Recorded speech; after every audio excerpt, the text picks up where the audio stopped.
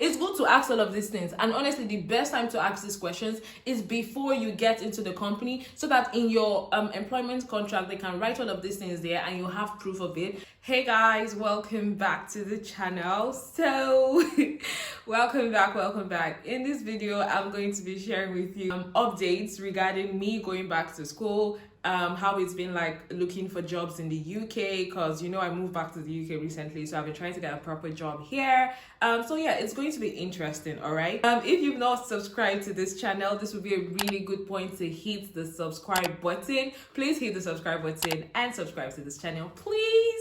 Okay, let's get started. So yes, I've gone back to school, but it's not what you're thinking.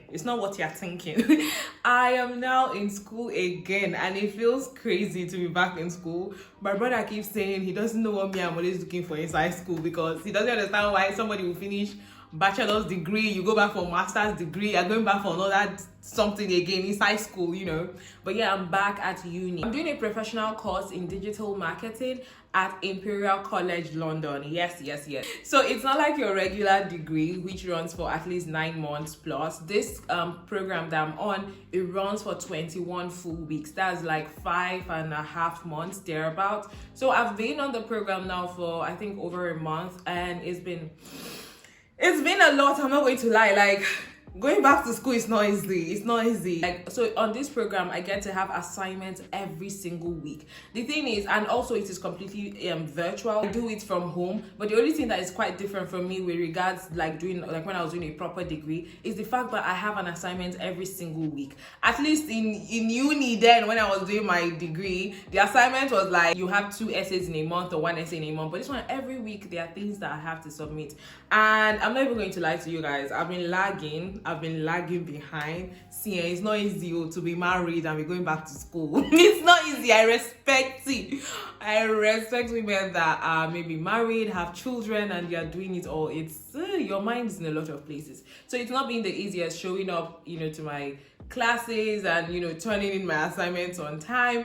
But it is what it is, innit? So somebody might ask, why am I doing digital marketing? So I've always liked digital marketing. I'm very good with digital automations, digital setups. It's something that I learned at the first place where I worked. I picked up some skills on digital marketing, and over time I have improved on it. Like, I'm able to set up funnels, sales funnels, email marketing, stuff like that. Like, it's something I genuinely enjoy doing. So I was like, why don't I actually just take up a proper course in it? Because in this UK, one thing I've noticed is if you're looking for a job and you're not certified in that industry, they're not gonna listen to you. So yes, it's good you have the experience, but generally they will prefer someone who is skilled in that area to take the job. So I'm looking at getting jobs in digital marketing. So I actually need to have like a proper certification that I am digital marketing certified, even though I can already do all these things. But yeah, I have to do that so I can get like a proper job in digital marketing.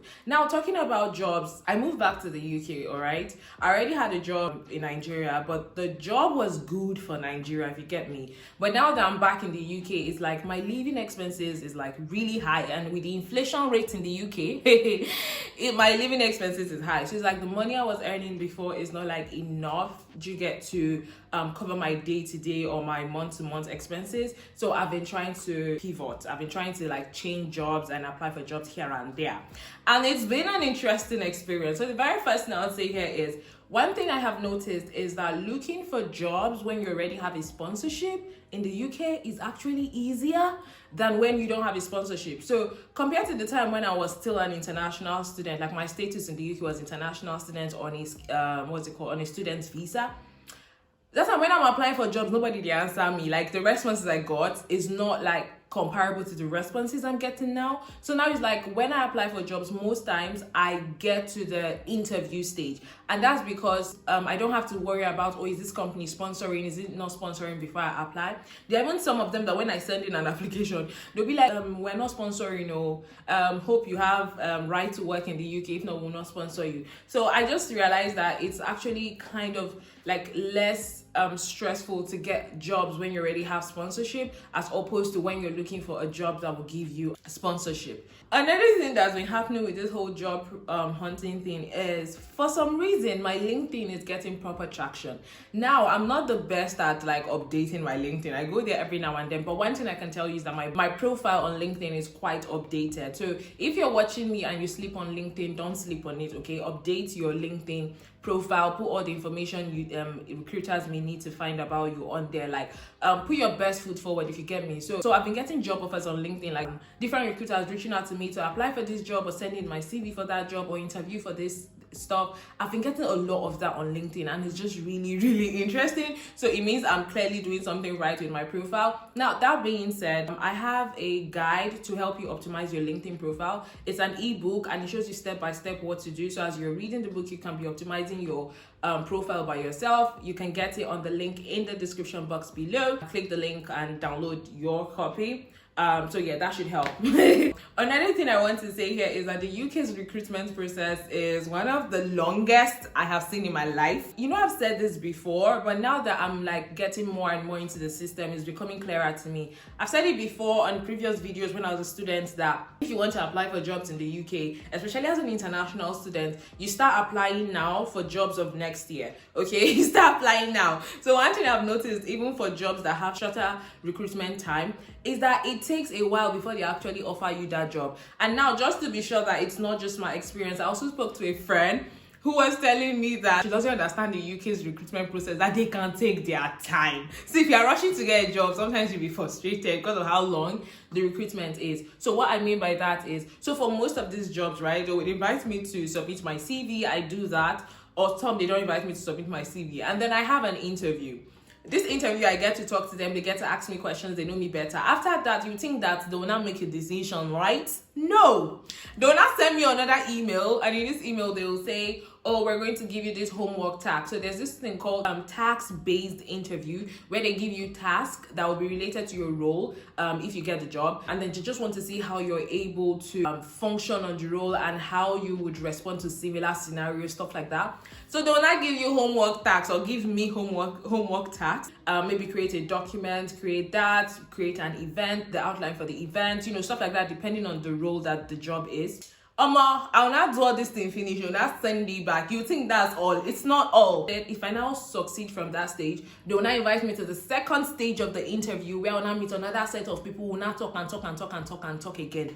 Then for some recruitment processes, after that second stage of the interview, that's when you can now expect a final feedback on the job outcome. And for me, that's just unnecessarily long. Another thing I've noticed is a lot of this task-based interview process where they send you something to do, some of them don't actually give compensation, and I feel like that's unfair. Like, they'll have you doing all of these things, and then when you submit it, there is no compensation whatsoever for your time. So even if they don't hire you, they're not going to pay for your time. I just feel like that's not nice. But there's one company that I applied for. They gave me £50 Amazon voucher as a compensation for my time. So they were like, regardless of the outcome of this exercise, you're going to be given £50 Amazon voucher.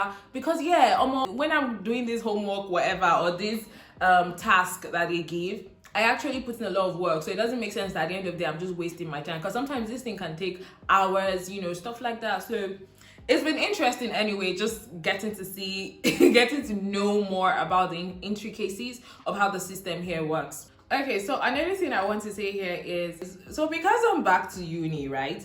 If you would like to see more student-related content, put it down in the comments below. Let me know. Put it down in the comments. Do you want me to do more student content? It's like the content on my channel is just going like this and like this. Do you understand? It's like we keep making turns and swerves.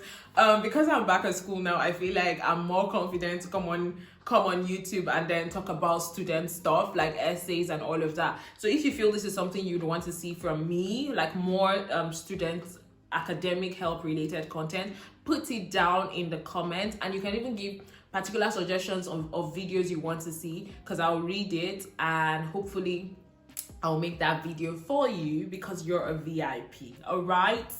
Also, for the first time ever, I'll be hosting a masterclass on academic essay writing, basically sharing with you my tips and strategy to brainstorm on your essay question and actually create an outline that will inform the body of the essay. It is absolutely free to register for this masterclass. If you would like to benefit from it, click the link in the description box below and sign up, secure your ticket. The event will hold on Tuesday, 31st of May at 5:15 p.m. UK time. So if you know any students who might benefit from this, students in the UK or students that will be resuming in the UK in September, students that will be resuming in September, share the link with them. It's definitely going to be really, really helpful. Another thing I want to share with regards to applying for jobs is, so one day I put out something on Instagram. I actually tweeted it, then put it on Instagram that, oh, the money that I'm earning, I'm not happy with it. It's not comparable to the efforts that I'm putting into my job. And then there's this lady that reached out to me on Instagram, and she's like, oh, she would like to have a conversation with me about my career and about like applying for jobs and what I'm doing, just to check in with me. And I'm so grateful that I had that call with her. So we had this call, and then she helped me understand more about how the UK system works in terms of job applications. And then she also brought it to my knowledge how important it is for you to negotiate. See, if it's not for that call, honestly, I don't usually like negotiate my salary or benefits. So when I spoke to her, there's something she shared with me, and I'm just going to share a bunch of that here. The first thing is always negotiate your salary if you can, and negotiate it within 10% of the actual salary that they're offering you. Anything more than 10%, you're pushing it, okay? So if, like, for example, your salary is 30,000, you can tell them that can they do, what is 10% of 30,000? I think it's 3,000. Yeah. First of all, always ask, is your salary negotiable, right? If they say it is, then you want to talk about it. You want to be like, oh, I know you're offering £30,000 for the role, but based on my experience on kini that I bring to the table, I think a good salary that I would like for this role will be 32,000 or 33,000 at most. So that way you are negotiating 10% of the offer on the table already. That's one thing she told me that has helped me throughout this job process. So now I am more confident to ask, is this negotiable? Like, I know they even sleep on them. Like, I always ask now. Another thing that she helped me understand was, you don't only get to negotiate your job salary, you can negotiate benefits. And she was like, this is something a lot of people sleep on. Like, you don't negotiate, okay, they tell you the salary is not negotiable and you just leave it like that. Ask of other benefits. Would you get this? Would you get that? Ask about it. So one of the things that I like to ask about now is signing bonus. So when I start working with you, do I get any money upfront to help me set up? Especially if it's like a work from home scenario. Am I going to get any signing bonus to help me set up my workspace, maybe get a laptop if I need it, or get a bigger screen to help me be more effective at my job? So I tend to ask for, is there any signing bonus? Another thing you want to negotiate as well is benefits like health and wellness. So for example, if you want to be going to the gym subscriptions in the UK are expensive. I'm gonna do a video about it later. So you can negotiate with your employer. So do you have any fitness or wellness package as part of my compensation for this role? If yes, would you be covering my gym membership? How much do I have for health and wellness in a year? So you know how you spend it. You can use that on your gym subscriptions, or for subscription on meditation apps like Calm, stuff like that. You want to bring that up. You want to negotiate it, okay? You also want to negotiate bonuses. Like this lady, that conversation, God bless her. Her name is Yvonne. God bless Yvonne. Another thing you want to negotiate is bonuses. So you want to ask, is there any bonus for this role? Is there, like, maybe after 6 months of reviewing your performance, you get a bonus if you're doing really good? And if you get a bonus, how much is that? Or if there are no bonuses, how about salary review? Is there an opportunity for your salary to be reviewed anytime in the future? If yes, how soon can you get a salary review? It's good to ask all of these things. And honestly, the best time to ask these questions is before you get into the company, so that in your employment contract, they can write all of these things there and you have proof of it. Not when you're already in the company, you will now start trying to negotiate all of these things. It becomes actually stressful. So yeah, this is just my advice to you. If you're also job hunting, and you get a job that maybe is below like the salary is not the best, try to negotiate other benefits if you can. It actually helps, and it will make you more comfortable with the offer that they've given you. Okay. I hope you found this helpful. Don't forget the link in Optimize Your LinkedIn Profile, the ebook, detailed step-by-step ebook to optimize your profile, is in the description box below. The link to sign up for my free masterclass on academic writing is in the description box below. Okay. And if you want me to put out more academic help or student content, if you want us to take you back to how it was, let me know in the comment section as well. All right, guys, thank you so much for watching. I appreciate your time today. Do have a lovely day, morning, afternoon, whenever you're watching this. Bye bye.